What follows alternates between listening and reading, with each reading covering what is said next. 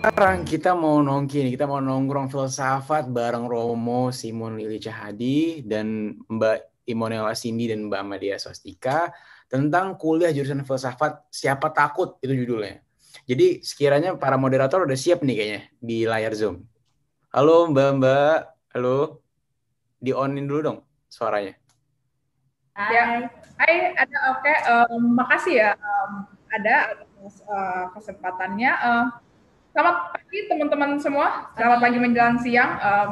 Kali ini kita bakal nongkrong-nongkrong filsafat ya, disebutnya sesi nongkrong filsafat, dan kita di sini ngobrol santai aja. Kita hari ini ngomongin apa nih, Sin? Kita mau gibah soal kuliah filsafat. Nah, ya, kuliah filsafat secara formal lebih tepatnya. Nah, kali ini kita nggak berdua aja ya, kita bareng sama Romo Simon Petrus Lili Cahyadi. Beliau adalah dosen STF di Liankara, sekarang menjabat sebagai Kepala Perpustakaan STF di Liankara, dan sudah hadir di sini Romo Simon. Selamat pagi, Romo. Selamat pagi, Dea. Selamat pagi teman-teman, dimanapun teman-teman berada. Iya, Romo ini mungkin kita tanya-tanya dikit dulu aja ya, Romo ya. Romo ini udah berapa lama ya Romo mengajar di STF Liankara ya, Romo? Wow, sejak kapan ya Dea? Itu tahun 90, saya kira 97, 97 sampai dengan 2000 saya di STF, sudah pulang dari Jerman, lalu pergi lagi ke Jerman sampai 2005, lalu 2005 sampai sekarang ke STF. Berarti dihitungnya bisa dari 97 sampai sekarang kan. Wah. Gitu. Nah, berarti teman-teman seperti udah dibilang Romo Simon, berarti emang Romo kamu udah sangat berpengalaman dalam udah lama ya tentang filsafat secara akademis nih, kuliah filsafat secara formal. Nah, Romo kayaknya kita langsung aja Romo ya, persoalannya nih. Berarti apa ya Romo yang perlu disiapkan sejak awal untuk mengambil kuliah filsafat secara formal ya Romo? Secara formal ya. Jadi kalian bicara tentang filsafat dalam arti yang studi akademis gitu ya, di perguruan tinggi ya. Itu kan formal kan artinya dia ya. Begitu. Saya kira minimal ada 3 langkah yang saya mau beritahukan pada teman-teman di sini dalam rangka Filofest. Yang pertama tentu saja kalau kamu mau studi formal tentang sebuah bidang studi, mesti tahu juga tentang bidang studi itu bicara apa, kesibukannya apa kan. Itu berarti mesti cari informasi. Dan cari informasi itu dari mana? Dari buku-buku. Misalnya apa itu filsafat. Ini saya kebetulan ada beberapa buku yang saya kira dalam bahasa Indonesia cukup banyak buku bermutu. Kalau misalnya teman-teman mau bicara tentang, mau cari tahu tentang filsafat, saya ini spontan di sini. Kelihatan nggak ini dia buku ini? Iya. Saya udah pernah baca buku itu juga, Romo. Iya, buku ini menurut saya cukup standar, apalagi penulisnya memang filosof profesional, Bertens. Kita tahu buku-buku dia banyak sekali tentang filsafat. Lalu ini juga, ini spontan saja nih yang ada di tangan saya sekarang, ini buku Romo Magnis, bicara filsafat, tapi ini lebih karangan-karangan tematik. Ini juga kebetulan, nggak usah dipamerin lah, ada buku tulisan saya tentang petualangan intelektual. Jadi kita mencari informasi dari buku, tapi juga bisa dari browsing-browsing, dari internet, itu untuk tahu bidang studi apa. Kedua, kalau mau formal kan tentu tahu juga perguruan tinggi mana yang istilahnya mau dimasuki untuk belajar filsafat formal. Di sini setahu saya filsafat murni itu setahu saya sampai sekarang itu ada 3 perguruan tinggi yang menekuni filsafat murni. Yang pertama itu UGM, yang kedua itu UI, dan yang ketiga Sekolah Tinggi Filsafat di Liankara. Murni dalam arti itu tidak begitu dicampur dengan teologi-teologi yang di dalam misalnya perguruan tinggi lain itu dihubungkan dengan formatio atau pendidikan calon imam, dan itu dikaitkan dengan teologi. Memang wajar sekali sih karena pendidikan calon pastor wajib belajar filsafat. Nah itu setahu saya setidak-tidaknya tiga institusi ini ya. Tapi yang lain juga tetap saja menawarkan filsafat. Jadi bisa saja juga dilihat bagaimana profil dari masing-masing perguruan tinggi itu. Ya, yang satu menekankan misalnya filsafat Nusantara, ya toh. Yang lain menekankan misalnya filsafat ya seperti occasional philosophies, ya filsafat occasional yang tentang persoalan gender, persoalan populer. Tapi yang lain lagi menekankan filsafat sangat rigor dengan cara berpikir keras, dengan pendasaran argumentasi yang sungguh-sungguh mempunyai basisnya di dalam teks-teks yang dipelajari. Jadi beda-beda. Jadi yang kedua, pelajari juga tentu saja perguruan tingginya untuk dikenali mana yang kira-kira itu cocok dengan minat Anda dan mana kira-kira yang ditekuni dalam bidang-bidang apa. Filsafat Nusantara, filsafat occasional, atau filsafat dalam arti sangat keras dan sangat tegas. Itu ada masing-masing ada gaya sendiri. Ya. Lalu yang ketiga, tentu saja siapin mental. Siapin mental dalam arti begini, kadang-kadang kita belajar filsafat itu seperti kan bertualang dengan ide kan, bertualang dengan pemikiran-pemikiran besar yang luar biasa, yang menakjubkan, penuh pesona ya. Padahal ya kadang-kadang juga kita terpesona dengan retorika-retorika dari orang-orang yang umum kita kenal sebagai filosof, padahal sebenarnya dari sudut filsafat tidak begitu disiplinernya itu tidak begitu ketat. Lebih retorikanya lebih ketat daripada cara berpikirnya. Kadang-kadang kita terpesona dengan filsafat lantaran begituan. Padahal belajar filsafat itu memang perlu retorika, tetapi retorika tidak sama dengan filsafat. Jadi filsafat itu disiplin berpikir, ya, kritis, logis, sistematik, ada hubungan koherensi satu sama lain tema-temanya. Jadi 3 persiapan itu dia. Saya kira cukup talk chair itu kalau kemudian nanti dibuat. Nah, kita kan udah tahu nih apa-apa aja kan yang harus dipersiapkan ketika kita akan mau mengambil kuliah filsafat.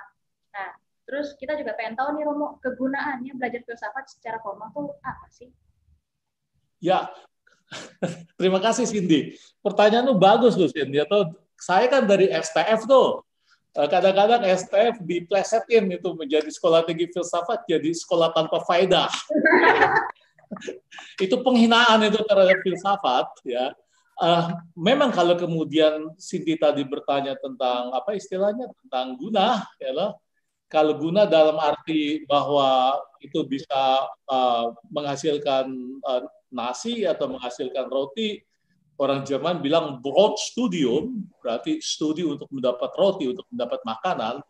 Ya dari filsafat tidak bisa langsung. Atau kalau kemudian dari filsafat tiba-tiba bisa betulin motor yang sangat teknis itu, atau bisa betulin kulkas, atau malah bikin reaksi kimia kali permanganan plus H2SO4, hasilnya begini. Dari filsafat dalam arti guna itu, pragmatisme atau praktis sekali itu tidak. Tapi filsafat itu memberikan, tadi saya sampaikan, itu suatu kemampuan berpikir kritis. Kritis yang penting untuk bagaimana kamu mengkaji hidup, supaya hidupmu tidak dangkal. Bagaimana kamu kemudian mengecek pikiran-pikiran orang yang setiap hari kamu dirasuki dengan pikiran itu. Kamu bisa mengecek cara berpikir itu tepat atau tidak. Apakah itu sebenarnya sesat? Atau sebenarnya itu tahan uji. Jadi kemampuan berpikir kritis untuk mengecek segala perkara melampaui batas-batas netral, itulah kemampuan yang diberikan filsafat kepadamu. Maka dari itu filsafat itu mengajak orang menjadi orisinal, tidak gampang ikut-ikutan, dan membuat dia juga punya mentalitas terobosan. Justru karena dia tidak mau tinggal pada pakem-pakem yang terlalu dipaksakan kepada dia oleh masyarakat. Nah itu loh. Jadi kemampuan berpikir kritis yang sangat penting untuk akses untuk kemajuan ilmu-ilmu, itu filsafat itu memberikan kita kemampuan itu. Itu pada dasarnya sih. Begitu, Cindy. Ya, pada dasarnya gunanya kita belajar filsafat, apalagi itu ya. Membentuk cara berpikir kita lah ya intinya. Iya betul. namanya kita studi ya pasti di mana aja ada kendala, termasuk di filsafat sendiri. Nah, kalau kita boleh tahu nih Romo, kendalanya orang berkuliah di filsafat tuh apa sih? Dan ini juga ada stereotip nih Romo. Kalau dibilang mahasiswa kuliah filsafat itu cenderung jadi gila, atau jadi ateis gitu ya. Nah, itu stereotip itu semua benar nggak sih Romo? Ini kamu bicara dengan pastor yang dapat penghargaan dalam bidang ateisme nih. Ya, saya sendiri mempelajari ateisme ya secara khusus. Saya kok merasa malah kepercayaan saya dimurnikan ya. Jadi mungkin dari kesaksian pribadi saya merasa itu tidak betul. Tapi kalau kegilaan dalam arti bahwa orang tidak gampang ikut pandangan dari masyarakat ya, tidak gampang ikut arus-arus umum yang memberikan kepada kita macam-macam ajaran, doktrin-doktrin yang mau menuntut kita bagaimana seharusnya kita hidup. Jadi dalam arti berpikir kritis, berpikir orisinal, kalau itu berarti kegilaan, orang yang belajar filsafat bukan bisa jadi gila, dia sudah gila itu. Dengan mengambil keputusan untuk belajar filsafat, itu berarti kan dia tidak ikut arus umum. Misalnya arus umum menurut Kompas pernah diselidiki bahwa yang belajar itu pertama-tama kalau nggak salah teknik nomor 1 di Kompas sekitar 4 tahun lalu pernah ada riset itu menjelang bulan Juni. Jadi ketika mau masuk tahun ajaran baru bulan Juni kan udah ketahuan tuh yang mau daftar bagaimana. Nah itu menarik itu waktu itu kalau nggak salah 1 teknik, kedokteran, lalu manajemen. Filsafat itu nomor 8 atau nomor 10 itu pun dikaitkan dengan sastra. Jadi dikaitkan dengan sastra, misalnya sastra Jerman atau apa. Jadi filsafat sendiri tidak dipisahkan di situ dalam kaitan dengan sastra. Saya tidak tahu kalau di Indonesia dikaitkan dengan apa, dengan sendiri filsafat saya tidak tahu di tingkat berapa. Ya. Nah, jadi menurut saya stereotip filsafat kesulitannya salah satu mungkin karena ini tidak biasa, jadi masyarakat juga tidak terbiasa dengan sebuah cara berpikir kritis. Masyarakat kita itu cenderung pragmatis, atau ya mungkin kalau dibuat netral, pragmatis kan terlalu simpel. Mungkin sedikit lebih praktis ya, yang berkaitan dengan hal-hal yang lebih langsung bisa dipakai. Ya. Atau bisa juga kadang-kadang konteks kita tahu, konteks timur, tapi juga konteks Indonesia, kecenderungan religius juga kuat, ya. Padahal filsafat itu justru cara berpikirnya kritis, sehingga dia malah bisa menerobos kecenderungan-kecenderungan pragmatis itu, atau yang terlalu gampangan orang lari ke Tuhan. Jadi yang terlalu ya dalam tanda petik saleh religius begitu, ya filsafat malah kemudian bersikap membuat jarak terhadap semua itu. Jadi suasana atau iklim dari cara berpikir atau suasana pemikiran kita itu mungkin juga mempengaruhi kesulitan itu. Mengapa filsafat kurang diminati? Kalau di Eropa, di mana mereka sudah terbiasa dengan cara berpikir kritis, maka itu juga mereka maju dalam keilmuan, ya, karena dirangsang juga dengan cara pikir kritis. Di mana kritis itu ditingkatkan, di situ mentalitas ilmu maju. Nah, Eropa itu maju dengan filsafat sudah lama sehingga dari situ kemudian berkembang. Di Prancis misalnya itu sudah diperoleh sejak SMA.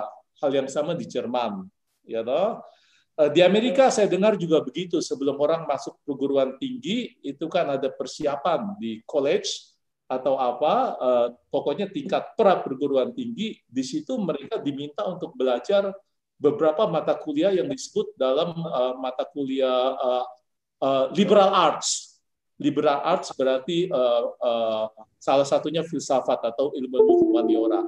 Jadi secara struktural dalam sistem pendidikan mereka dituntut juga untuk berpikir filosofis begitu pada level dan pada jenjangnya. Di kita tidak. Di kita itu di sekolahan dibuat terlalu pragmatis, terlalu praktis, apa yang kemudian bisa menjadi tukang atau bisa menjadi hasil sesuatu untuk menghasilkan nasi, gitu. Padahal yang penting bukan menghasilkan nasi. Bagaimana misalnya nasi itu misalnya mesti dinilai sehatnya bagaimana, pembagiannya bagaimana, itu juga penting kan untuk keadilan, ya. Kalau hanya kemudian bisa menanak nasi, mesin juga bisa buat. Jadi intinya suatu cara berpikir yang lebih luas itu belum terbiasa kita. Mungkin di situ salah satu tantangannya. Cindy dan Dea itu. Oke, Romo. Berarti memang tergantung ini di sini juga lingkungannya ya. Iya. Di sini juga. Nah, Romo, sepengalaman saya dan Cindy ya, Romo, yang berkuliah filsafat secara formal. Kita itu lebih banyak tuh baca, nulis, sama diskusi ya nggak sih? Terutama tuh baca. Nah, apakah penting, Romo, untuk membaca teks primer dari para filsuf langsung jika mengambil kuliah filsafat, Romo? Dan jika iya, apakah Romo punya tips untuk membaca teks-teks filsafat primer itu, Romo? Oh iya, tentu saja Dea dan Cindy. Karena apa? Karena kalau kemudian kita mendapat sesuatu misalnya dari dosen itu kan dalam arti tertentu dia memberi kunyahannya dari cara membacanya. Jadi the art of reading, ya, lalu juga the art of understanding dari si dosen itu yang kemudian disampaikan lewat kuliah. Anda sudah mengalami itu berdua lewat kuliah filsafat. Tetapi salah satu juga tuntutan dari filsafat adalah bahwa dia berpikir kritis, kan? Jadi salah satu berpikir kritis adalah untuk mengecek apakah kebenaran dari isi yang disampaikan itu memang betul-betul demikian. Nah, pengecekan itu antara lain dengan membaca sendiri tulisan-tulisan dari tulisan-tulisan primer dari pemikir-pemikir yang disampaikan di dalam ruang kelas. Tentu saja dosen yang bertanggung jawab juga akan memberikan pertanggungjawaban literernya dengan misalnya mengapa dia menyampaikan itu. Maka diberilah sumber-sumber referensi yang dimaksudkan kalau si mahasiswa yang mau mengecek sendiri dan mau mengetahui lebih luas, lebih dalam dan lebih sungguh-sungguh perkara yang disampaikan itu bisa mengecek sendiri pada buku-buku dari yang disebut oleh dosen itu. Jadi memang penting untuk membaca tulisan-tulisan buku-buku artikel primer itu. Kalau pertanyaanmu penting atau tidak, supaya dengan demikian itu tadi it works, berfungsilah cara berpikir filosofis itu ya, mengecek, mencari kebenaran, berpikir objektif, jangan gampang dibelokkan bahkan oleh dosen sendiri. Kadang-kadang juga kan dosen kan mungkin merasa maha sakti kan ya. Tapi dia sendiri juga kadang-kadang juga bisa saja punya perspektif, punya angle tertentu dalam cara membaca yang kalau Anda baca sendiri itu bisa saja, apalagi Anda melihat dengan perspektif lebih luas, bandingkan sana, bandingkan sini, compare sana, compare sini, lalu Anda bisa melihat, oh ini ternyata ada angle lain yang bisa saya komunikasikan pada dosen. Dalam arti itu membaca buku primer penting. Tipsnya, pertanyaan keduamu dari yang tadi itu. Tentu saja kalau membaca buku-buku primer, saya tidak mengusulkan itu untuk para mahasiswa tingkat pertama itu loh, atau tingkat kedua. Mengapa tidak saya usulkan? Karena saya khawatir kalian frustrasi belajar filsafat. Karena buku-buku primer itu, astaga, itu nggak gampang, gitu ya. Nggak gampang artinya juga kadang-kadang baca 1-2 alinea, ini ngomong apa gitu ya. Karena filsafat itu banyak abstraksi yang mengandaikan orang perlu mengunyah lebih dahulu dan juga perlu tahu konteks. Itu juga prinsip dari penafsiran dari hermeneutika kan. Kadang-kadang si pemikir yang serius itu, yang berat itu, dia sudah mengandaikan suatu konteks pemikiran tertentu yang pada teks itu tidak ditulis, tetapi kalau misalnya kita yang pembaca awal tidak tahu, itu repot. Jadi tips saya kalau mau membaca buku-buku primer itu jangan langsung, ya. Ini khususnya tadi untuk tingkat-tingkat beginners, tingkat-tingkat awal. Tetapi bacalah buku-buku pengantar, itu banyak buku-buku pengantar, ya, buku-buku monografi tentang pemikir-pemikir tertentu, sebut saja tentang Kant. Nah, itu kan banyak tuh, misalnya buku-buku tentang Kant yang buku-buku sekunder, atau buku-buku dalam bahasa Indonesia. Tadi sudah saya sebut beberapa buku yang eksplisit saya sebutkan. Ini membantu kita untuk melihat, memahami pandangan-pandangan filsafat dari pemikir-pemikir orisinal yang mempunyai teks-teks primer itu. Nah, itu tips saya. Jadi baca dulu buku-buku sekunder, khususnya untuk mahasiswa-mahasiswa awal ya, karena supaya nggak frustrasi. Baca buku filsafat itu nggak seperti baca buku Samurai X, langsung mengerti ya, tapi itu butuh kunyahan, butuh kemudian sedikit referensi sana-sini, dan buku-buku sekunder itu membantu kita untuk itu. Itu sih tipsnya yang ada di kepala saya, Cindy dan Dea. Silakan. Oke, pantesan nih Cindy ya. Aku tuh baca langsung ya. Aku baca Agustinus ya. Itu baca langsung City of God aja udah sakit kepala, aku vertigo. Iya, itu. Makanya waktu pertama kali aku baca bacaan filsafat itu memang bacaannya Descartes ya. Cuma kalau tulisan Descartes langsung kayak udahlah baca buku sekundernya aja. Jadi overthinking jadinya. Nah itu, apalagi kamu baca Agustinus kan? Agustinus kan mengandaikan juga Platonisme atau Neoplatonisme kan? Iya. Descartes juga mengandaikan banyak pemikiran-pemikiran termasuk juga Agustinus ya. Dari Descartes juga ada pemikir-pemikir skolastik. Bayangkan kamu membaca suatu teks dari pemikir-pemikir serius, teks primer, tapi nggak ngerti yang mereka andaikan itu, kan dia tidak masukkan kan di situ, dia andaikan, dipikir dia nggak menulis, waktu menulis buku ini Descartes dan Agustinus sama sekali dia nggak berpikir tentang Dea dan Cindy kan, sama sekali ya sehingga ya sekarang bagaimana kamu bisa mengerti, maka itu penting teks-teks sekunder juga. Begitu sih Dea dan Cindy. Oke. Kita kan udah tahu nih pentingnya bacaan-bacaan filsafat, apalagi bacaan primer dan seterusnya. Kita juga udah tahu tips-tipsnya untuk membaca teks-teks tersebut. Nah, tentunya teks ini kan pasti bantu juga kan di dalam tugas akhir filsafat ya, kayak skripsinya, tesis, disertasi. Nah, perbedaan dari ketiganya ini apa sih Romo, perbedaan antara skripsi, tesis, dan disertasi filsafat sendiri? Oh, itu ya. Iya, itu berkaitan Cindy dengan jenjang-jenjang di dalam strata pendidikan di perguruan tinggi.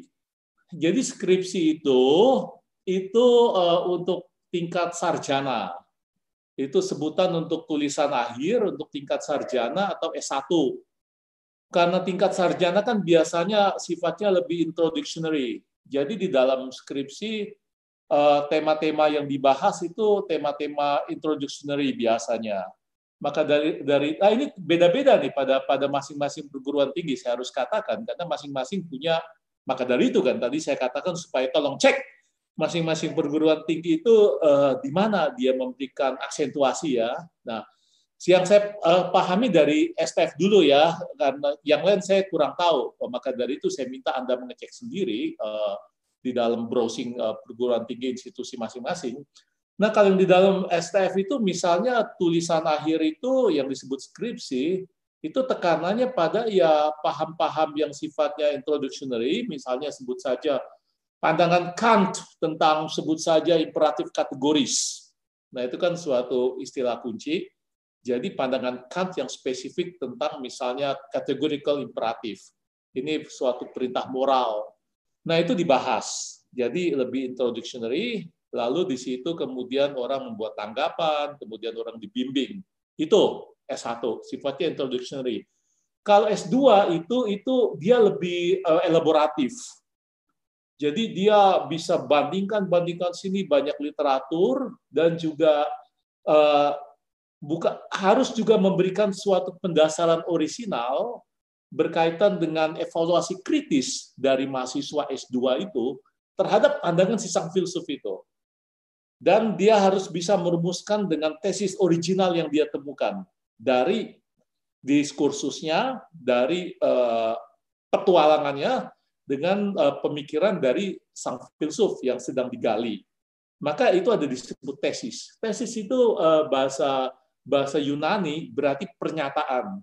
Jadi dia harus membuat pernyataan yang orisinal yang dia temukan dari hasil konfrontasinya, hasil elaborasinya mengenai pemikiran dari sang filsuf yang sedang dibahas ditangani oleh dia dalam rangka tulisan akhir, tulisan magisternya.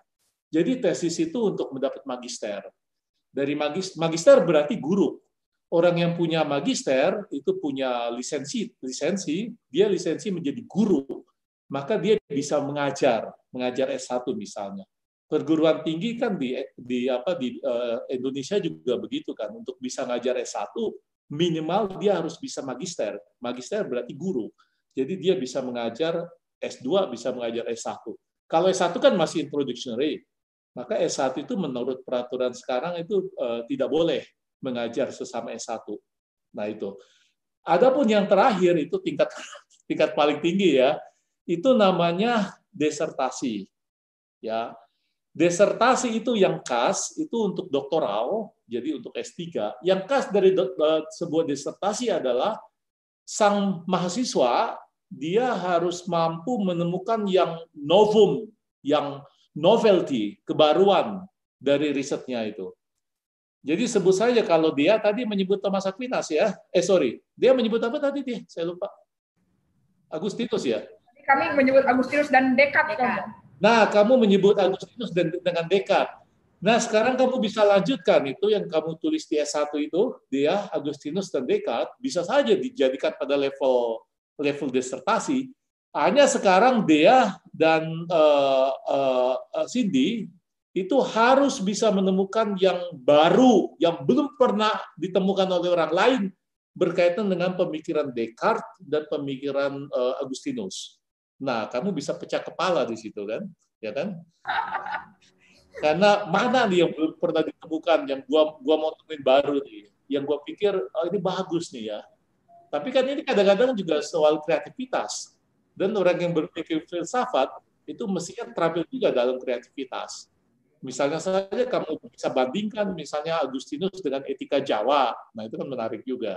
Kan itu kan nanti sesuatu yang baru juga kan ya. Agustinus dengan etika Jawa, pengaruh Neoplatonisme Agustinus dan pengaruh Neoplatonisme pada etika Jawa misalnya. Waduh. Ya, ini kan juga apa? Ini kan juga sesuatu yang baru yang saya yakin kamu tidak temukan di New York dan tidak kamu temukan misalnya di Prancis gitu. Nah ini dia misalnya. Jadi kan soal bagaimana kamu kreatif kan. Filsafat justru diajak supaya kamu berpikir kreatif juga. Jadi intinya Dea dan Cindy, kalau kamu mau disertasi, itu kamu harus menemukan novelty, menemukan novum, bahasa Latin novum, novelty dalam bahasa Inggris, itu berarti sesuatu yang baru, yang di dalam riset mengenai yang kamu sedang tekuni itu belum pernah ditemukan oleh orang lain. Maka saya pernah punya pengalaman, bukan pengalaman saya, pengalaman teman, dia waktu itu, ini di Jerman, dia membuat suatu tesis tentang saya lupa persis tentang Thomas Aquinas kalau nggak salah. Dia sedang menekuni Thomas Aquinas sudah sampai bab terakhir. Tiba-tiba pada saat-saat momen-momen terakhir itu, profesornya pada suatu pagi memberikan kepada dia sebuah buku baru, sebuah terbitan baru di depan pintunya. Dia buka, astaga, ternyata buku terbitan baru itu memuat tulisan publikasi tentang Thomas Aquinas yang memang menyangkut tema yang sedang dia selidiki itu. Itu berarti apa? Semua persiapan disertasi yang sudah sampai bab akhir itu tiba-tiba harus dia tinggalkan karena apa? Karena udah ada yang lain yang menemukan. Dengan lain kata, dia sebenarnya sudah tidak memiliki yang baru lagi karena sudah didahului beberapa menit lalu dengan orang lain yang menulis itu. Jadi gagal itu. Jadi bisa saja pembimbing suatu saat, misalnya saja seperti tadi konsisten dengan judul, dia melihatnya jejak Neoplatonisme misalnya dalam etika Jawa dan dalam apa misalnya dalam Agustinus ya lah. Kemudian begitu diklik di dalam Google, lalu tiba-tiba sudah ada yang menulis itu. Yaitu seorang mahasiswa misalnya dari Rusia. Ya lalu ya gagal lah dia tidak bisa lagi menulis tentang itu karena sudah didahului oleh orang lain. Begitulah maksudnya. Jadi itu beda skripsi, beda untuk S1, beda magister untuk maksudnya tesis untuk S2 dan beda dokter disertasi untuk S3. Begitu. Oke, Romo, ini terkait tentang bedanya yang belajar filsafat secara formal dan yang Tidak ya, kadang kita juga jipen nggak sih ngeliat teman-teman yang nggak belajar filsafat kok kayak tapi bisa lebih mengenal gitu loh daripada kita ya yang belajar filsafat secara formal. Kita jadi ngerasa kayak, aduh kayaknya gue harus belajar lebih banyak lagi nih tentang filsafat, walaupun kita di dalam lingkup formal. Apalagi ngeliat komen-komen di YouTube ya. Kalau komen di YouTube, kayaknya banyak filosof di YouTube, Twitter, Instagram dan lain-lain banyak loh. Iya, sekarang kan lebih pintar daripada kita ya.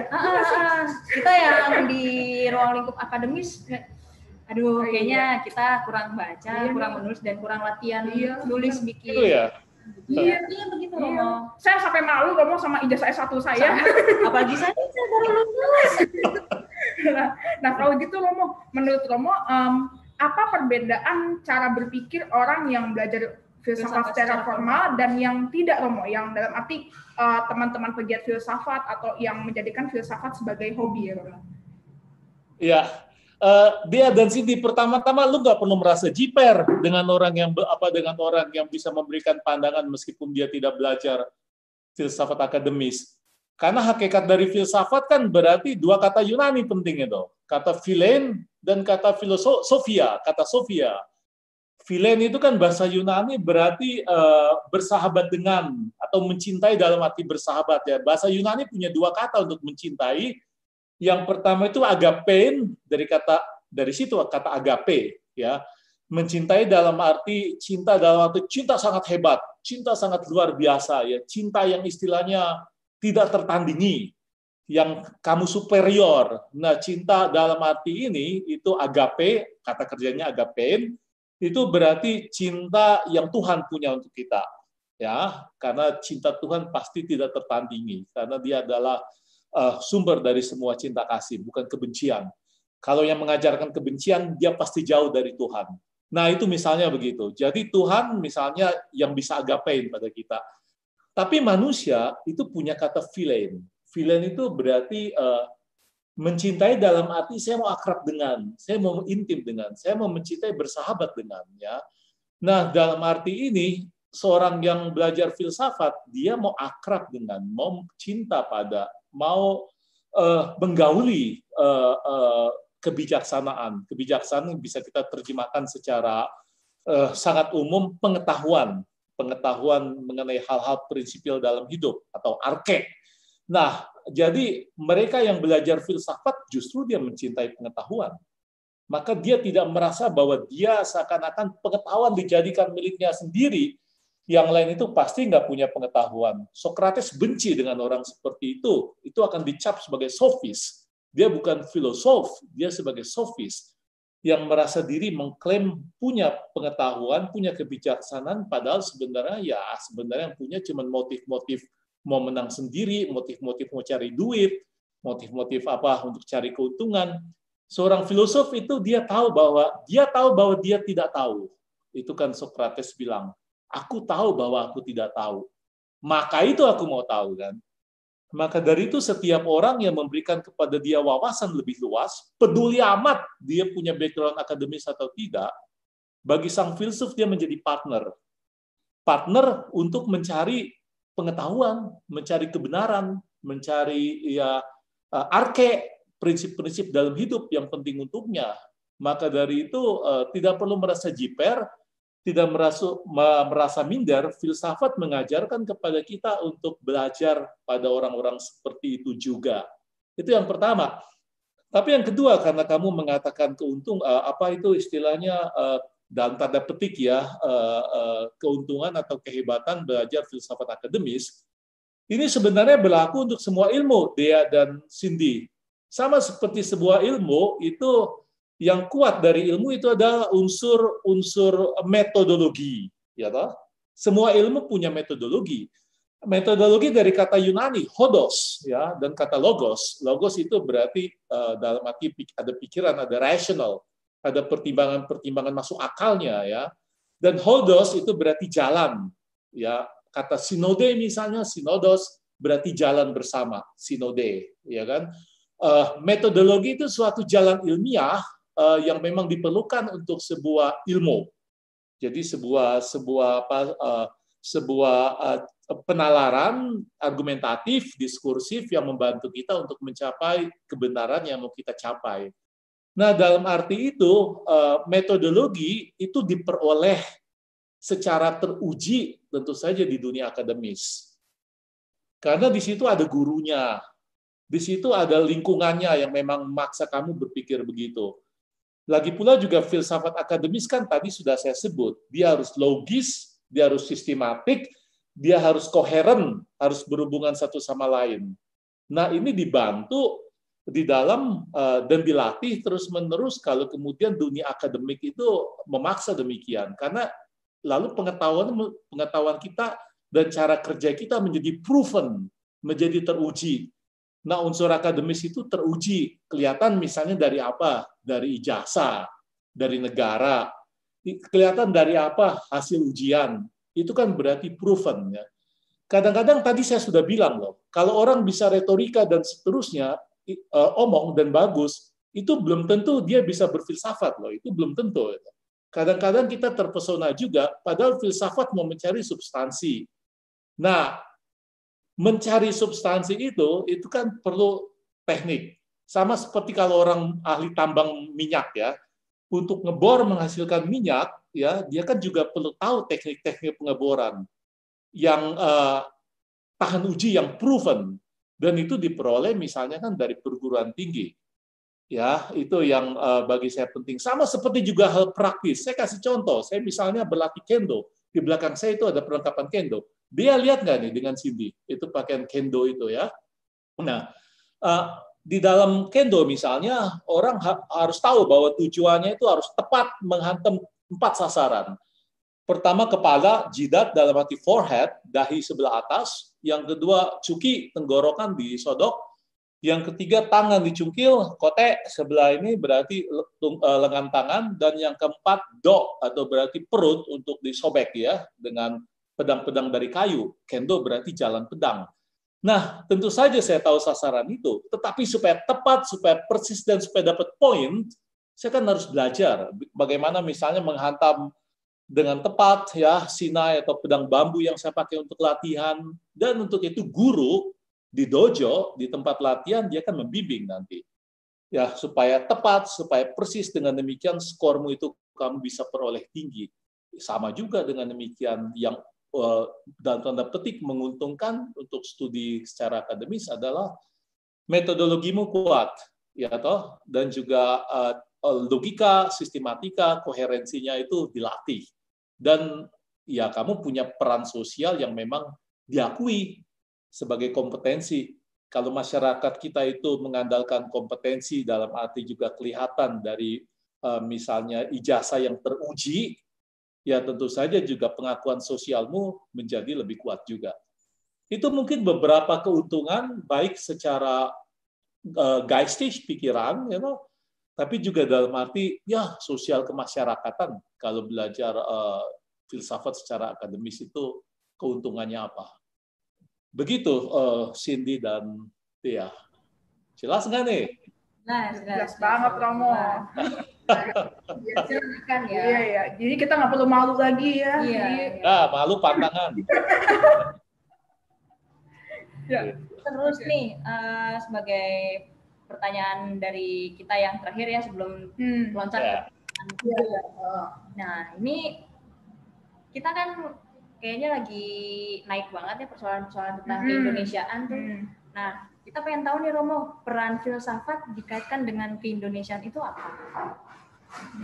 Perannya, ini justru penting. Sengaja tadi saya sebut background tadi kan ya. Background cara pikir kita. Tadi nggak lihat kayak waktu kamu bertanya tentang kesulitan ya, kan salah satu juga poinnya saya sampaikan juga iklim dari cara pikir dan juga keadaan kita yang juga untuk belajar filsafat akademik ya, dalam arti filsafat yang distudikan di sekolah ya, yang secara kuat misalnya itu mendapat aksentuasinya secara lebih kuat dalam filsafat barat dengan metodologi yang proven, yang teruji. Nah, untuk situasi Indonesia menurut saya itu filsafat sangat relevan berdasarkan 3 alasan.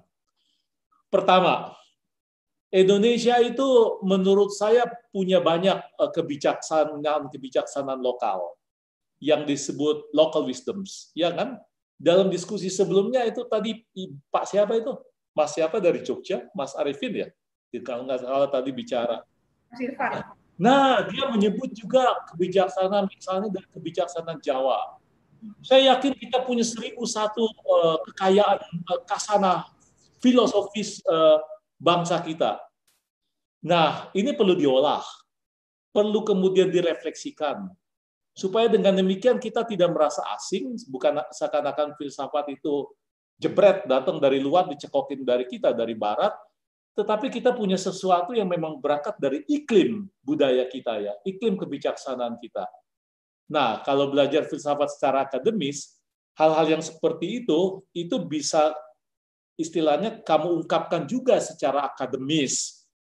Dalam arti proven, kamu mengangkat kebijaksanaan yang mungkin tadinya masih tersembunyi karena mungkin baru tradisi lisan, belum dilihat koherensinya, belum dilihat dalam kaitan sistematiknya yang ketat, dan juga dalam jalur-jalur logikanya yang juga jelas.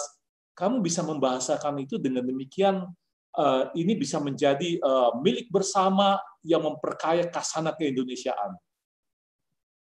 Ini menurut saya kurang banyak digali. Yang saya tahu misalnya saja etika Jawa saya tahu. Dalam macam-macam tulisan etika wayang, beberapa Batak saya tahu, ya. Budaya Minahasa saya tahu beberapa ada tulisannya. Tetapi yang misalnya kita kan punya budaya banyak, bukan hanya budaya yang saya sebut tadi. Bayangkan kalau misalnya kita diperkaya, ya. Orang yang secara akademis menggali ini, mengelaborasi ini, mengungkapkan ini, memformulasikan ini secara metodologis proven, jadi akademis, ini kan bisa memperkaya kasana kita. Ini penting untuk keindonesiaan yang terbentang dari Sabang sampai Merauke.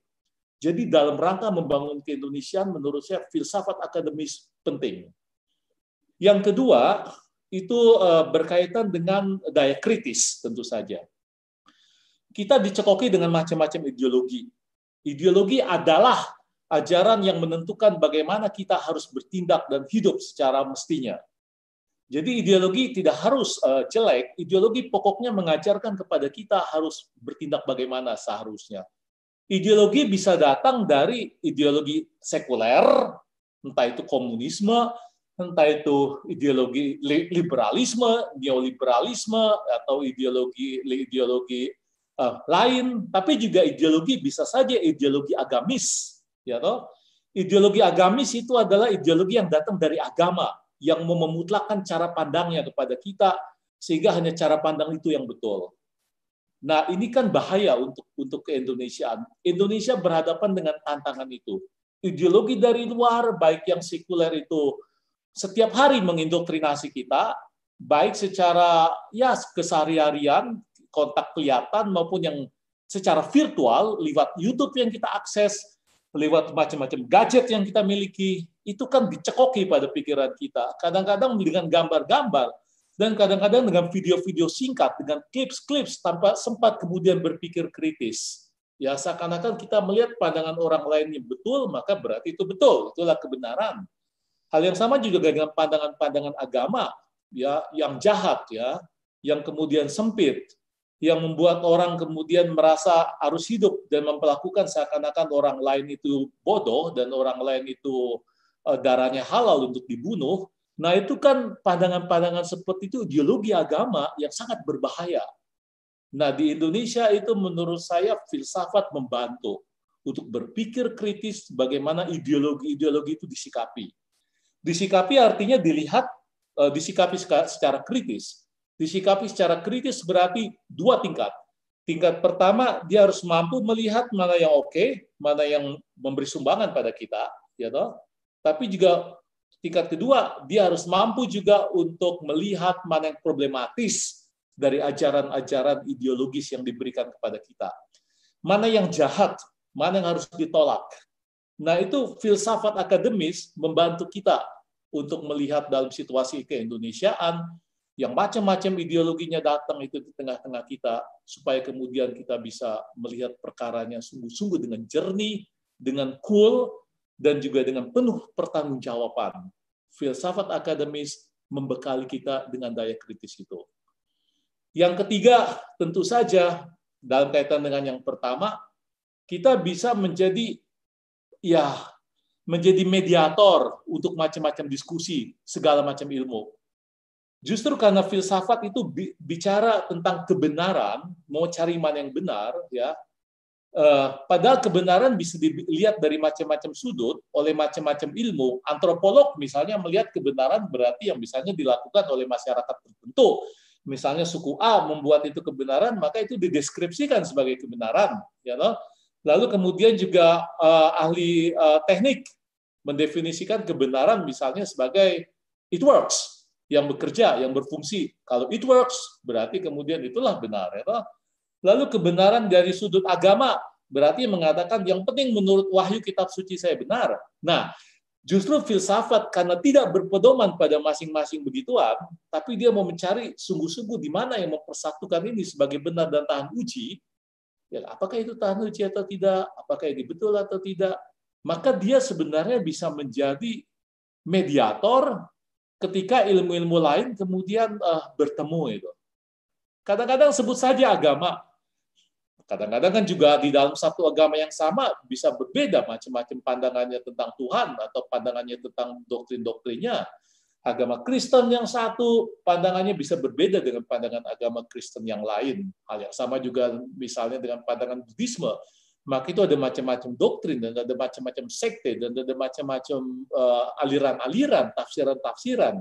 Nah, filsafat justru karena dia tidak mau melihat pada macam-macam hal begitu, tetapi mau mencari apa yang sungguh-sungguh mempersatukan semua, dalam hakikatnya, ya, dalam hal yang prinsipilnya, maka filsafat itu bisa menjadi sungguh-sungguh mediator untuk dialog macam-macam kepercayaan, macam-macam paham, macam-macam ideologi, dan macam-macam ilmu pengetahuan. 3 peranan di Indonesia menurut saya filsafat akademis penting untuk itu. Begitu sih Dea dan Cindy. Oke. Jelas kali? Ya, jelas banget Romo. Dan Cindy, aku baru kepikiran deh. Kenapa kamu nggak bikin aja tuh? Filsafat Minahasa, mempelajari Sito, Timoto, kan bisa aja kan? Oh iya. Bisa itu pernah diungkapkan oleh Samratu Ani, itu bapak pahlawan kita. Itu dari Sito Tumoto, ya, atau orang Batak punya pandangan semua orang egaliter, semua orang adalah raja, hanya tergantung fungsinya kapan, karena mereka punya prinsip galihan tolu. Nah, itu misalnya menarik. Setiap orang punya martabat yang sama, tapi punya fungsi berbeda. Nah, itu kan bagus. Iya. Gitu. Iya sih, mantap nih. Mantap. Baru kepikiran ya. Iya. Ini ide kita nih, akhirnya kita tercerahkan setelah kita tanya-tanya sama Romo. Iya nih. Ini ada beberapa pertanyaan dari teman-teman partisipan nih ya. Kita bacain. Iya, bacain lah.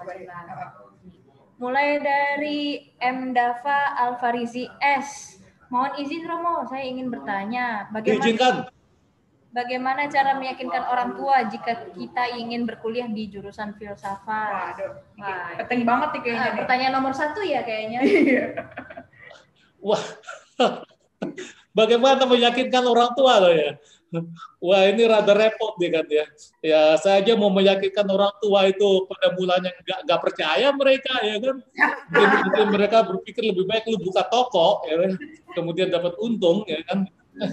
Itu juga susah kan. Tapi kan itu kan step by step lah. Step by step, bahwa mungkin mulai dari kesaksian pribadi, bahwa saya merasa ini misalnya membantu saya untuk pribadi ya, untuk hidup saya misalnya, saya mau berpikir lebih jernih, dan saya merasa filsafat memperluas saya. Mungkin dari kesaksian pribadi itu menjadi lebih bagus, ya, lebih meyakinkan, ya.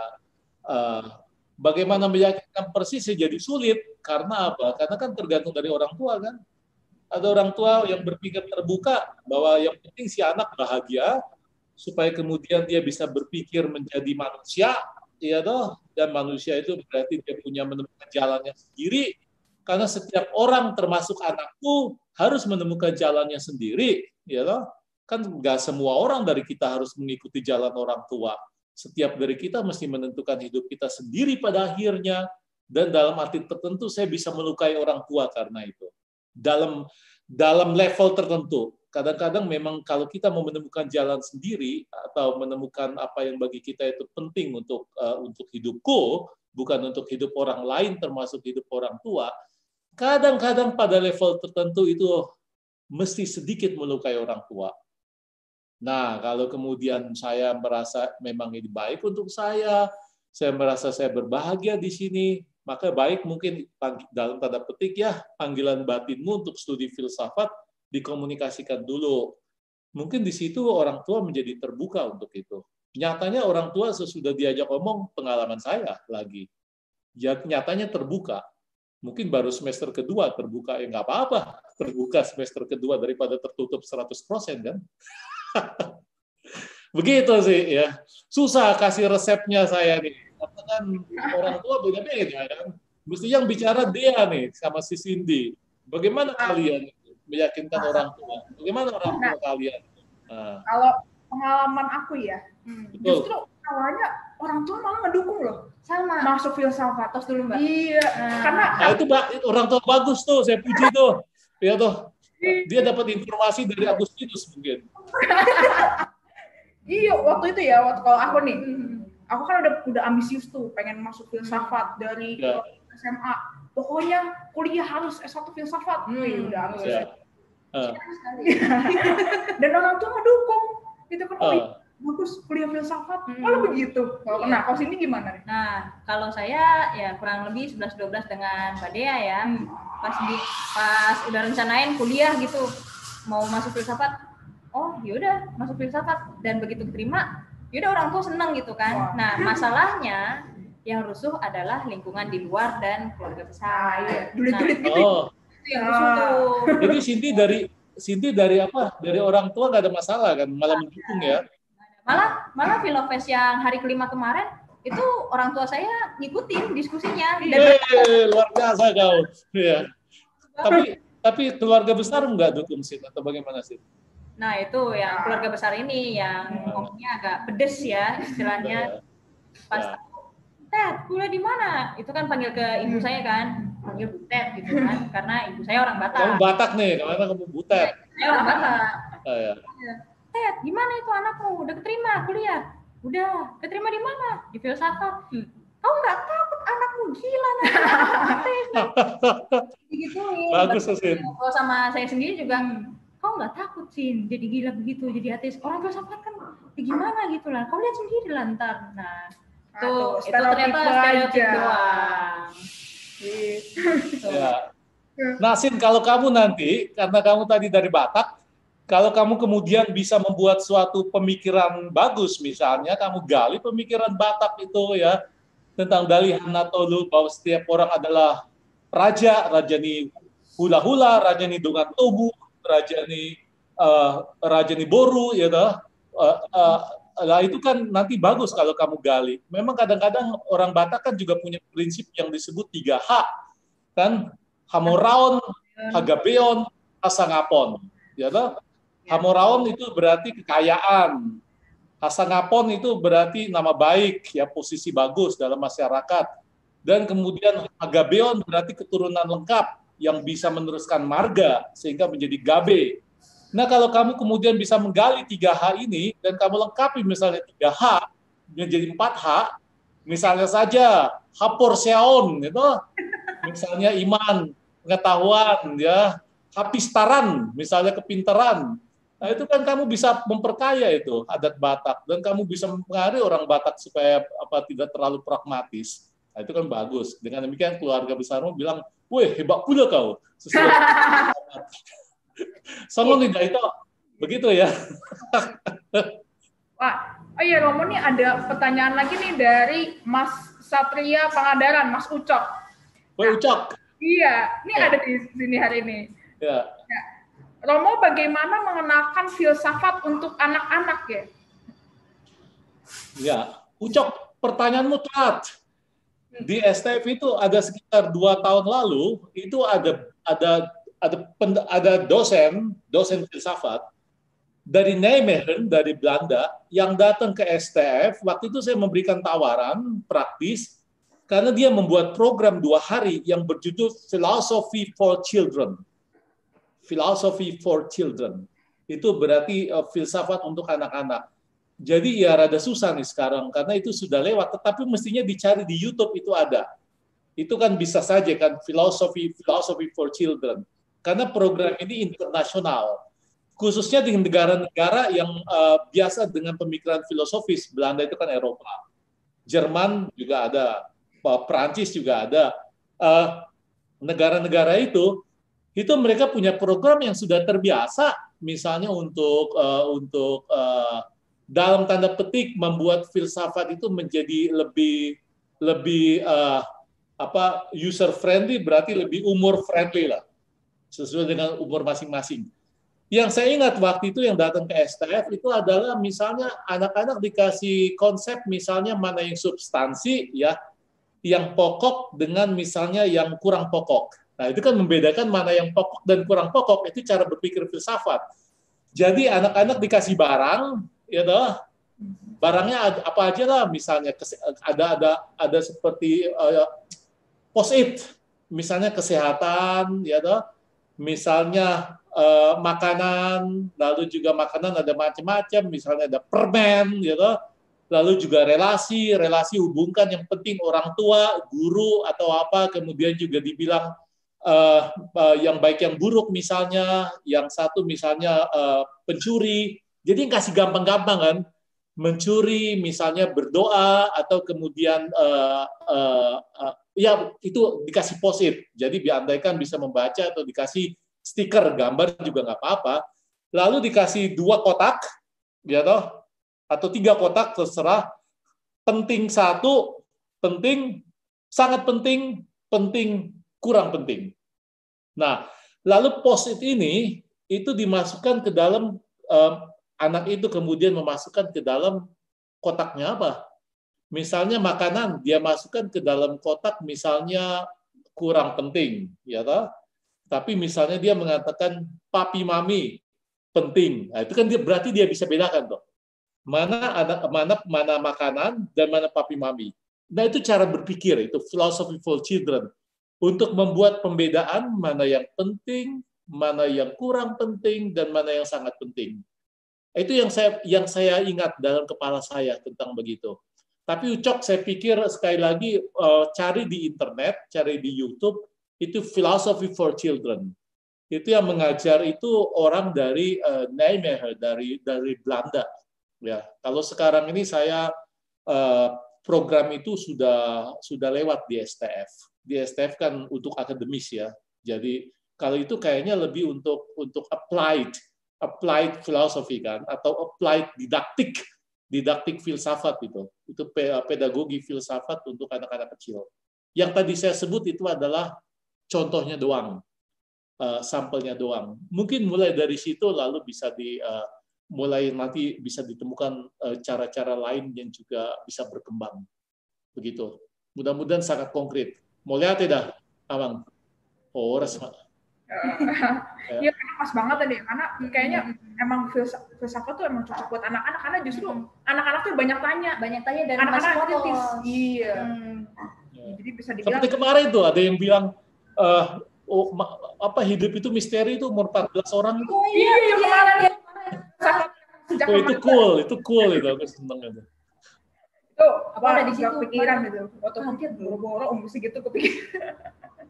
Ya, ini ada lagi nih pertanyaannya kayaknya. Iya, nih ada pertanyaan lagi dari Ibu Mulia Lubis.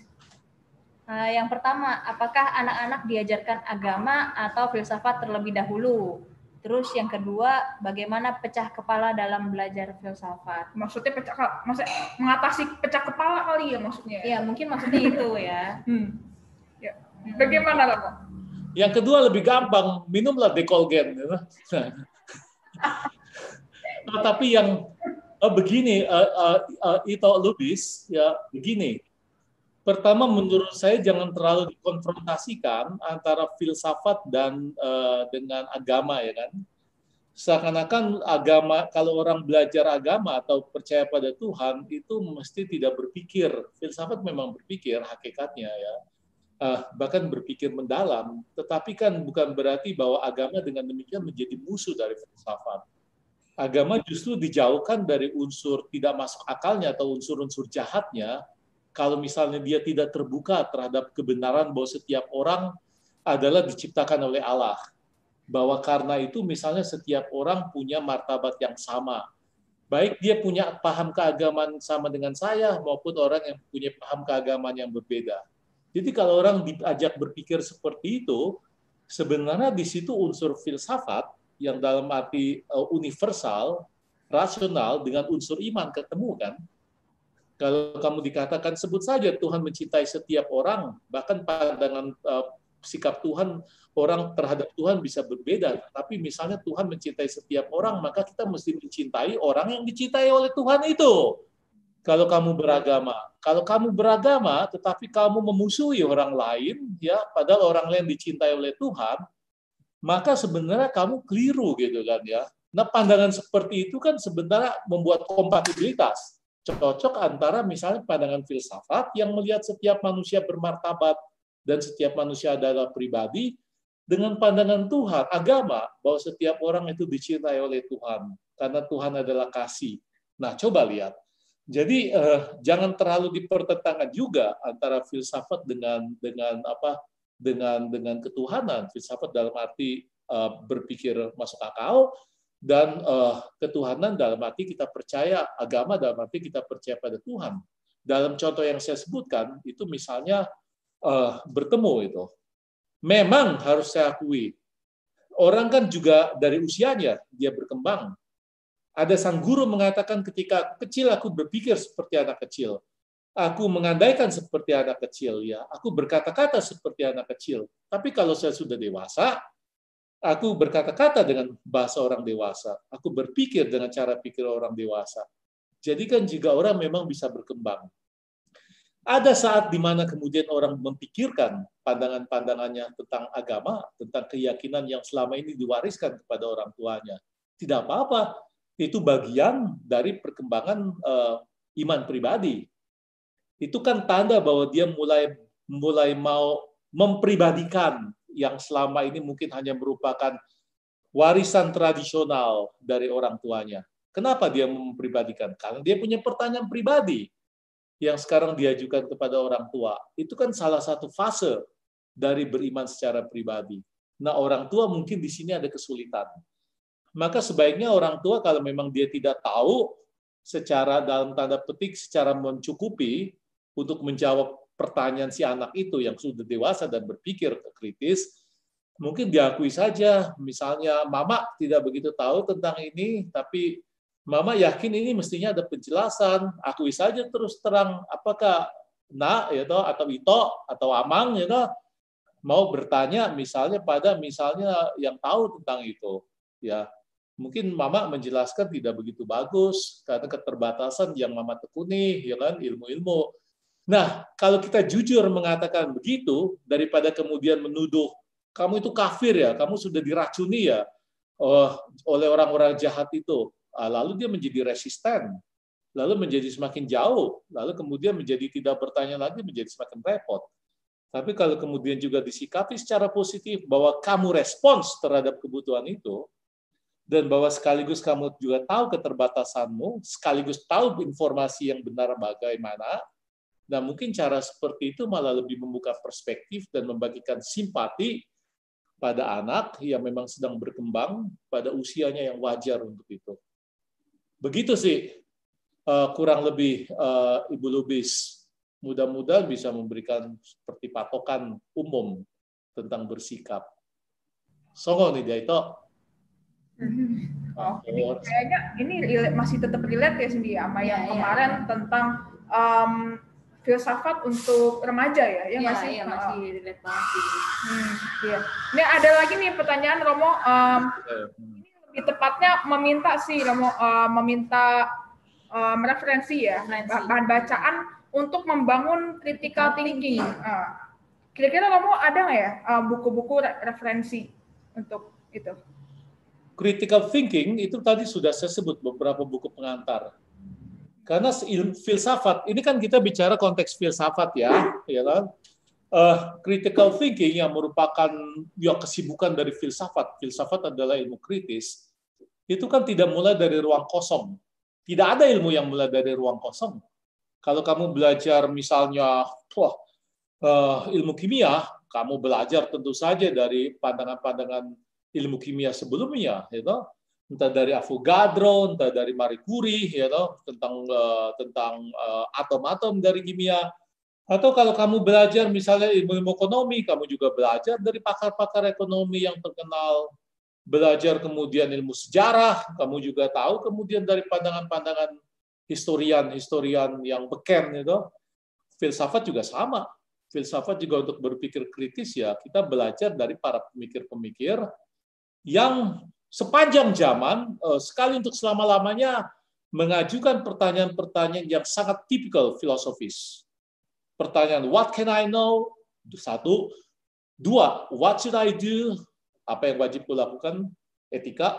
Yang pertama tentang apa itu kebenaran, apa itu pengetahuan, what can I know? Yang kedua, what should I do? Yang ketiga, what may I hope? Itu bicara tentang filsafat ketuhanan di sini, dan tentang teleologi, tentang apa tujuan dari alam, ya, keterarahan daripada sesuatu. Dan keempat, pertanyaan what is a man? Pertanyaan filsafat siapa itu manusia.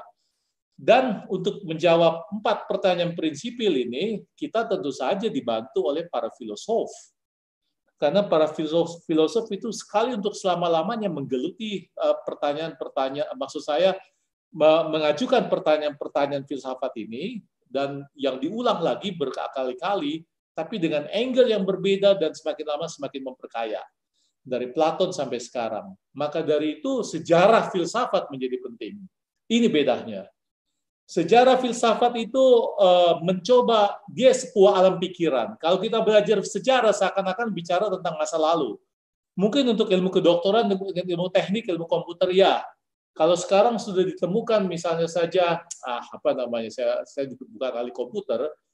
Kalau misalnya saja sudah ditemukan sekian giga kan, misalnya kan ya.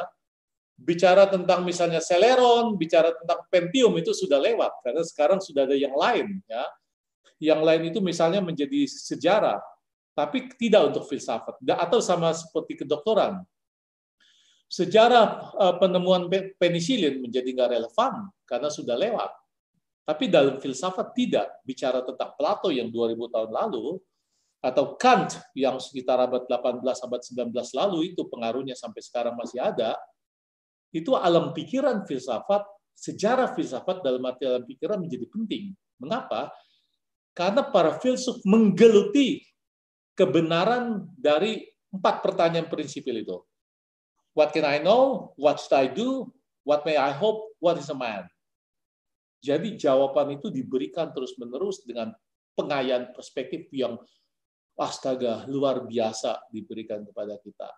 Jadi ya bacalah pengantar-pengantar filsafat. Tadi sudah saya kembali pada bagian awal. Bacalah buku-buku sejarah filsafat. Bacalah kemudian tulisan-tulisan filsafat sekunder yang saya sebut tadi, misalnya dari Romo Bertens, dari Romo Magnis, atau dari mereka yang memang mumpuni, memang terampil, kompeten dalam bidang filsafat. Begitu sih. Ya. Sebelum ini ya, kita lanjut ke pertanyaan dari teman-teman partisipan soal buku referensi filsafat berbahasa Indonesia ya Romo. Memang sudah ada banyak juga ya yang diterbitkan juga sama dosen-dosen STF juga. Tapi gimana nih Cindy? Ini aku baru kepikiran. Gimana kalau kita yang bikin buku filsafat berbahasa Indonesia? Boleh juga. Nah, itu tugasmu nanti untuk Pilofest kedua. Wow, bisa nih. Karena ya gitu ya.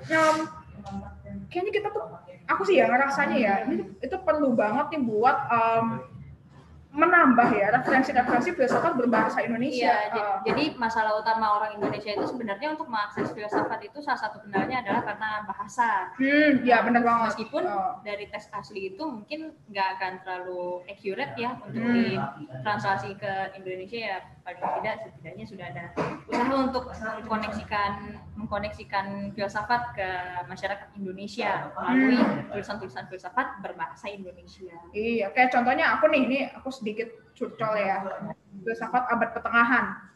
Kayaknya susah ya cari referensi kan filsafat abad pertengahan bahasa Indonesia. Itu referensinya itu karena dia lebih banyak bahasa-bahasa asalnya gitu kan. Dan terjemahan bahasa Inggrisnya pun juga bahasa Inggris yang zaman dulu. Makanya susah bacanya. Iya, lagi kan buat teman-teman juga yang kepo sama filsafat, penasaran sama filsafat, tapi ternyata nggak tahu bisa bahasa Inggris. Karena banyak tuh aku nemuin komen-komen banyak banget sih, yang kayak gitu.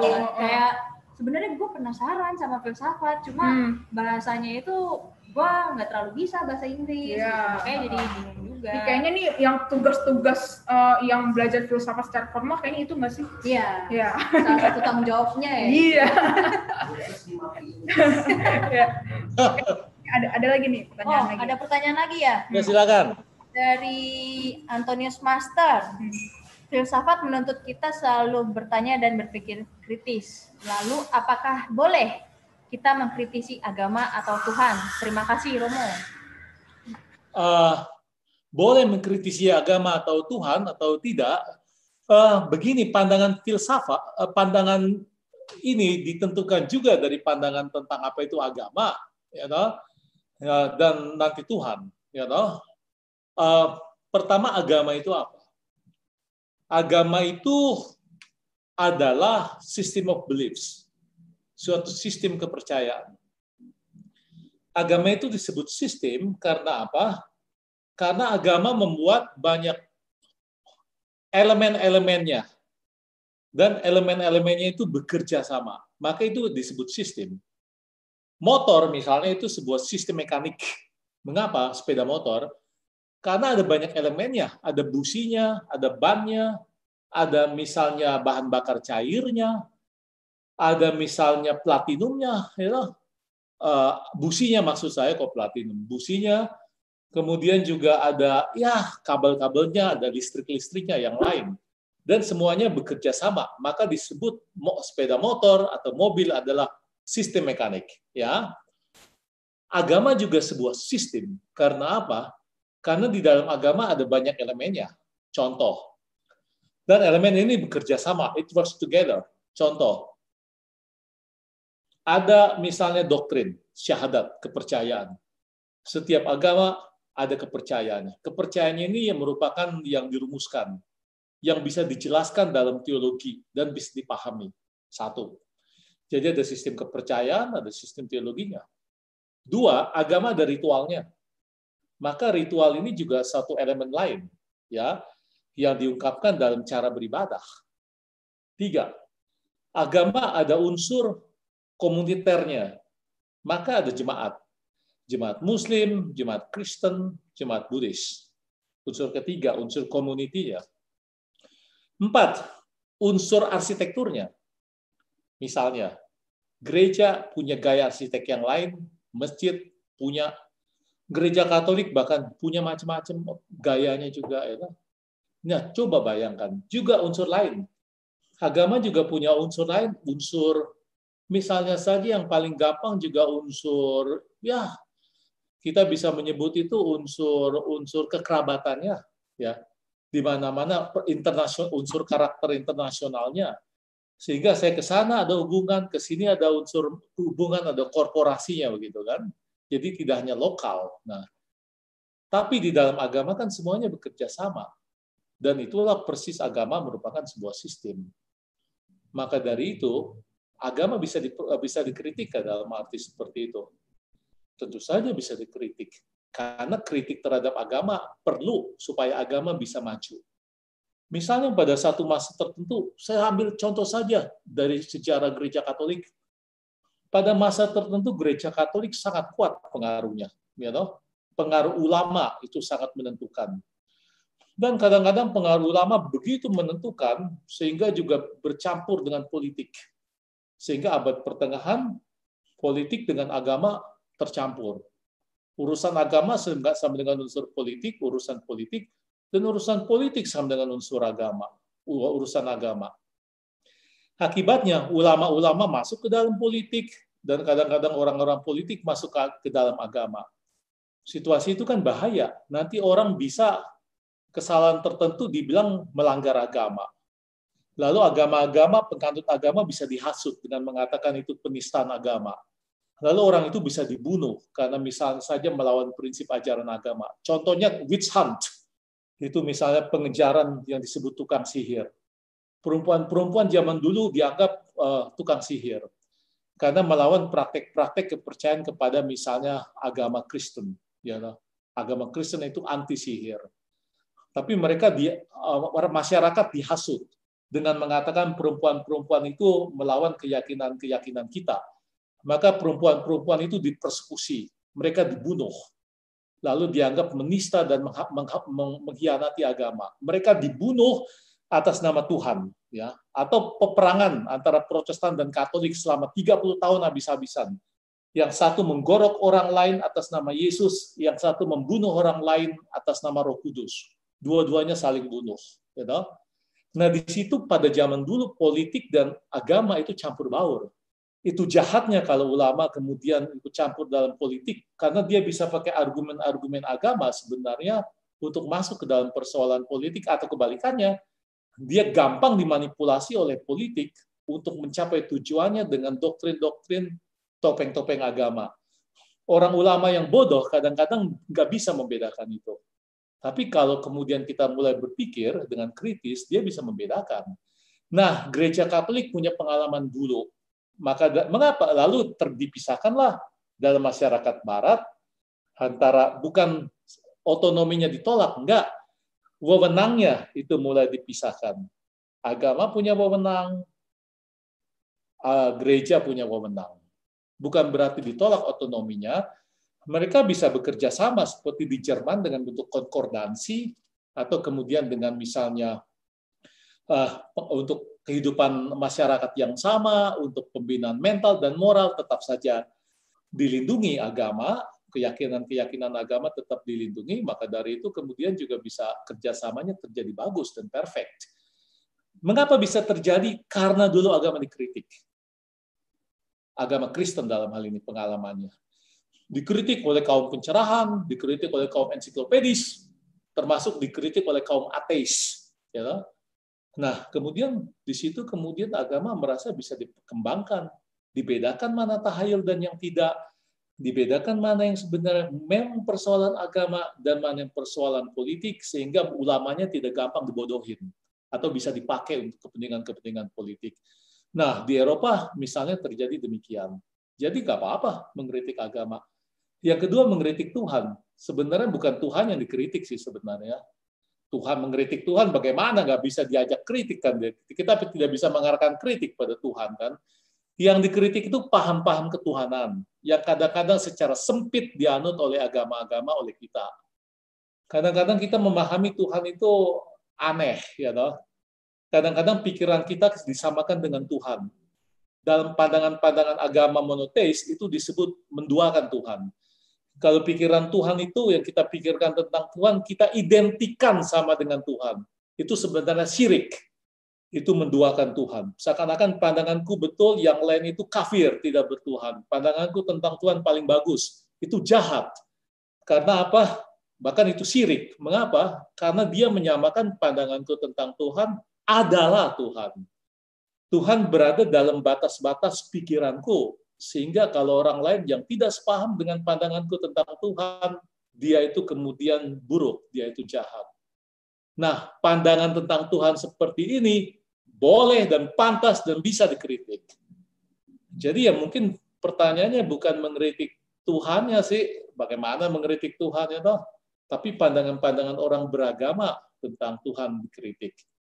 Agama Kristen dalam hal ini saya sudah kasih contoh karena saya punya background nas Kristen, saya lebih bisa bicara begitu dari perspektif Kristen. Saya tidak tahu agama lain ya. Apakah ulama-ulamanya gampang dimanipulasi atau mereka belajar kemudian berpikir jelas karena mereka belajar filsafat, saya tidak tahu.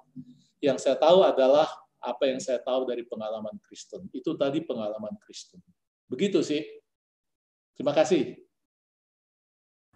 Oke, ini menarik banget nih karena ini kayaknya nyambung ke persoalan filsafat ketuhanan ada tapi ujung-ujungnya ya nggak sih? Betul. Dalam filsafat ketuhanan kan biasanya. Iya. Dan pastinya soal filsafat ketuhanan sama Romo Simon udah pernah dibahas di Sekolah IDW. Sedikit promosi nih. Bisa dicek di Sekolah IDW. Ada di YouTube-nya tuh disebut. Iya. Ini ada pertanyaan Romo nih terkait STF Biyakara sih ini.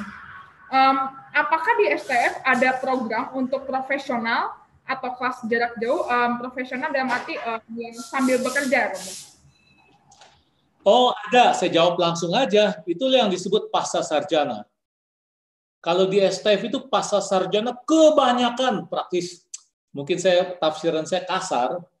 Itu 85%, saya kira bahkan 90% itu orang sudah, ya 80% lah. Itu orang sudah bekerja, sudah profesional. Ada yang punya latar belakang Bank Indonesia. Ada yang punya latar belakang tentara, polisi maksudku. Ada yang punya latar belakang dosen, jadi profesional sudah. Ada yang punya latar belakang guru atau pimpinan agama. Jadi memang profesinya di situ. Di STF malah program pasca sarjana itu praktis itu adalah kebanyakan profesional background-nya. Lalu mau menggeluti filsafat secara profesional juga melengkapi profesi yang sudah diperoleh. Jadi dalam arti itu STF diuntungkan karena apa? Karena dia diperkaya. Karena para profesional yang sudah belajar ilmu-ilmu lain itu, ketika masuk filsafat, kita punya rekan gitu loh untuk berfilsafat. Mereka mau memperkaya bidangnya, profesinya dengan filsafat. STF mau diperkaya dengan perspektif-perspektif yang mereka sudah peroleh dari background sebelumnya. Jadi silakan saja buka situs kami, ya tentu saja kan itu dibukanya menjelang tahun ajaran kan, itu bisa dilihatlah di situ ada untuk itu. Sedangkan sekarang ini praktis semuanya jarak jauh karena larangan bertemu muka kan ya. Hanya kalau jarak jauh dalam arti bergelar itu kan kami kepentok juga dengan larangan larangan dari pemerintah ya. Sejauh saya tahu pemerintah membuat larangan kuliah jarak jauh. Sejauh saya tahu ya justru untuk menghindari bahwa tidak bisa manipulasi kewajiban presensi karena kan ada macam-macam kewajiban administratif yang harus dipenuhi kalau memang reguler masuk menjadi mahasiswa penuh. Nah itu begitu. Sekarang ini sih ya karena memang situasi COVID semuanya jarak jauh daringnya. Tapi sejauh saya tahu kalau situasi normal jarak jauh setahu saya tidak ada itu. Tidak ada karena kan ada kewajiban presensi yang diikat oleh peraturan dari pemerintah. Itu jadi susahnya di situ. Ya. Tapi kalau ada informasi lain akan kami beritahukan lewat situs-situs kami. Tapi setahu saya sih begitu. Oh ini mau ngomongin tentang pendidikan di STF dan juga profesional. Aku juga keinget nih sama extension course. Ya, yang aku dan sini juga ikuti ya itu aku penyusup sih. Dan itu setiap semester ada ya Romo dan beda-beda ya temanya ya. Iya, extension course itu ditempatkan kalau sekolah itu dalam rangka yang disebut pengabdian kepada masyarakat. Kan kegiatan perguruan tinggi ada 3 dosen-dosennya. 1 pengajaran, yang pengajaran biasa ya dengan SKS begitu reguler. 2 penelitian, misalnya menulis buku, misalnya ya membuat penelitian. Dan yang ketiga itu dengan namanya pengabdian kepada masyarakat. Pengabdian pada masyarakat itu bentuknya adalah misalnya extension course atau kursus. Nah, kursus itu ini bentuknya begitu. Jadi kursus yang memang setiap semester ada, temanya lain-lain. Tapi kursus di STF sampai dengan kemarin itu kan sebenarnya juga masih datang ke STF kan ya. Kursus itu lebih membantu mahasiswa atau membantu peminat yang mau belajar reguler juga bagus. Dia harus kenal dulu kan filsafat itu apa. Jadi kursus itu kan tidak begitu mengikat. Tapi kalau Anda jadi mau reguler dan profesional itu kan terikat dengan peraturan dari pendidikan tinggi. Nah, kursus itu atau extension course itu tidak kan. Maka biasanya memang mulai dari situ. Tetapi itu kan sebenarnya untuk para profesional dalam arti yang tidak mau meneruskan nanti belajar filsafat secara profesional gitu loh. Tapi kebanyakan dari mereka memang sudah punya ilmu-ilmu sebelumnya, tapi belum memutuskan apa mau belajar filsafat akademis formal atau tidak. Nah, kursus ekstensi itu, extension course, bisa dilihat di situs STF, datang saja di situ. www.diarkara.acid, di situ ada informasi sangat lengkap tentang kursus itu. Tidak ada ikatan, ya, yang sifatnya administratif dalam arti harus ujian dan seterusnya, enggak. Itu memang ada setiap semester. Gitu. Silakan. Nah, sama ini nih Romo, untuk pertanyaan terakhirnya. Ya. Dari siapa nih namanya? Dari Cali. Romo, mohon sarannya bagi kita yang tak sempat belajar filsafat secara akademis. Filsafat kan bukan hal yang khusus pada orang tertentu. Kita semua bisa mempelajari, bahkan memahami hal ini. Tapi tadi dikatakan bahwa secara metodologis ada perbedaan kecil dengan seseorang yang mempelajari filsafat secara akademis. Meskipun tidak menutup kemungkinan, setiap orang pasti memiliki metodologinya sendiri-sendiri sesuai dengan apa yang didapatkannya. Jadi saran Romo apa untuk kami yang tak sempat belajar secara akademis agar bisa belajar secara sistematis? Karena saya selalu membaca secara acak saja sih, lompat-lompat dengan tema bermacam-macam. Ya.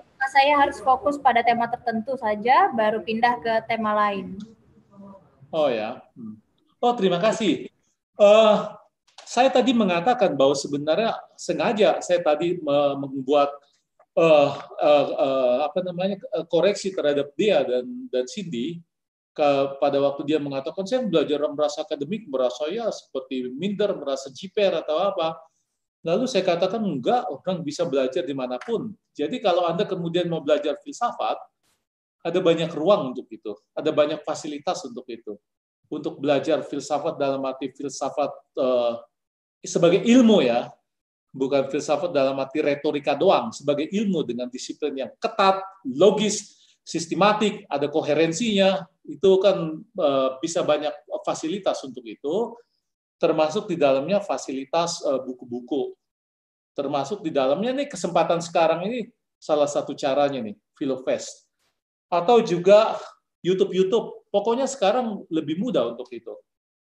Hanya kan kalau filsafat akademis dalam arti profesional terdidik filsafat, seperti kami yang di STF atau yang dimanapun juga di perguruan tinggi, itu kan hebatnya itu metodologinya proven. Proven dalam arti diuji, dan juga ujian itu bahkan diakui. Aku itu dalam arti juga secara akseptasi sosial itu memang ada advantage-nya, ada keuntungannya.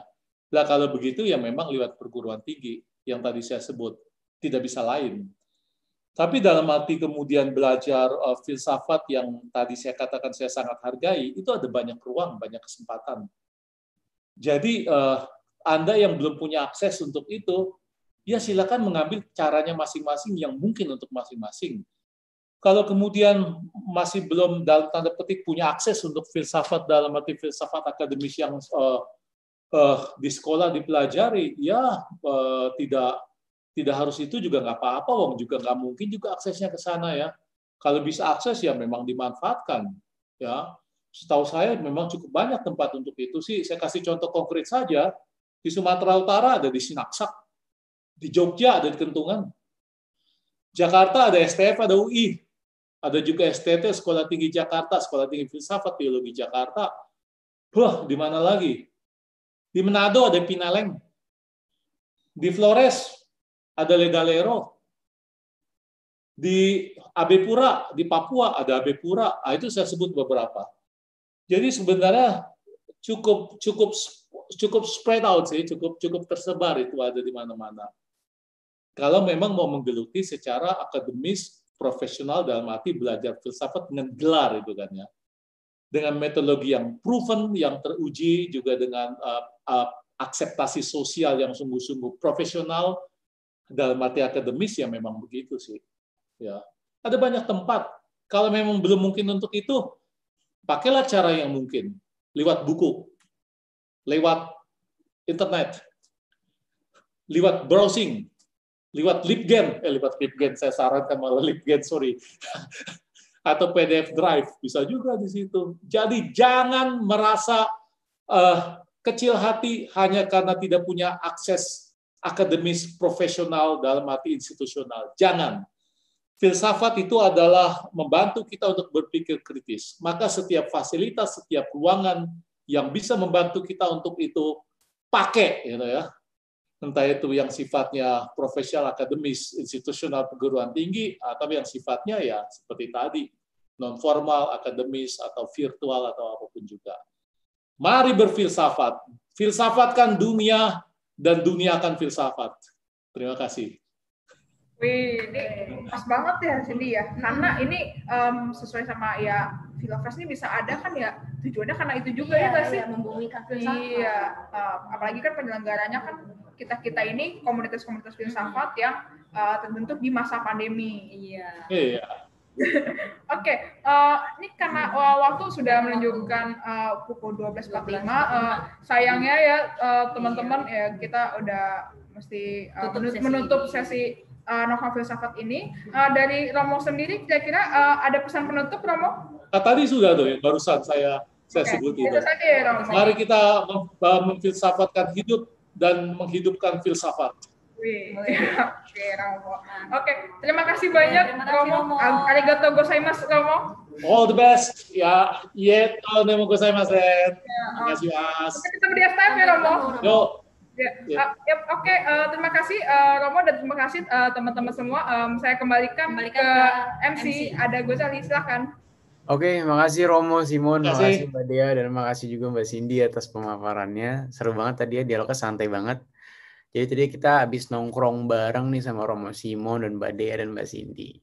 Nah, ngomongin nongkrong, aku juga mau mention nih, kalian kalau misalnya nongkrong biasanya kita suka ngopi dulu ya, apalagi kita tadi bangun dari pagi kan, dari jam 9 pagi kita udah bangun, kita bisa ngopi dulu nih. Aku mau rekomendasi namanya Mr. O Coffee dari Rawamangun. Ini makasih banget dia udah support Filofest.